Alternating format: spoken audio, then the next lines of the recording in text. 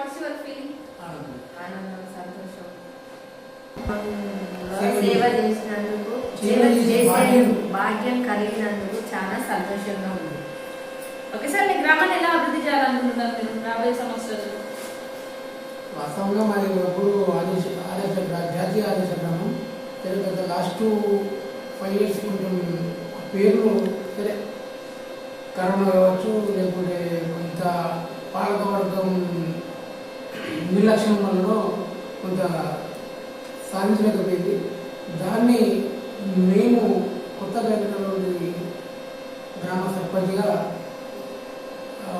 ఇదివరకున్న పేరును నిలబెట్టాలనే ఒక ఆశయంతో మేము ముందుకు వెళ్తున్నాం.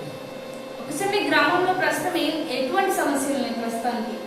వాస్తవానికి గ్రామంలో మోడల్గంలో మన సైడ్ రైడ్స్ లేవు, ఇంకా 2-3 వాడలలో సైడ్ రైడ్స్ లేవు, ఇంకా కొంత సిసి రోడ్లు లేవు. ప్రధానంగా విద్య గవర్నమెంట్ స్కూల్ ఉంది, దాన్ని అందరూ ప్రైవేట్ స్కూల్కి పోతాము.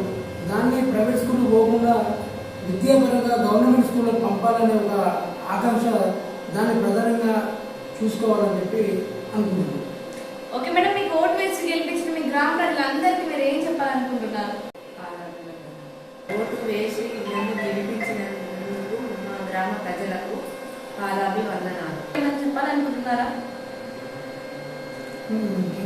నాకు ఒక గుడి లేదు, మాకు లేదు గుడి నిర్మాణంలో గెలిచినాక ఎన్నికల ముందు చెప్పిన 6 నెలల తర్వాత గుడి నిర్మాణం చేస్తానని, అది తప్పకుండా ప్రజల సహకారంతో తప్పకుండా చేస్తానని నేను అనుకుంటున్నాను.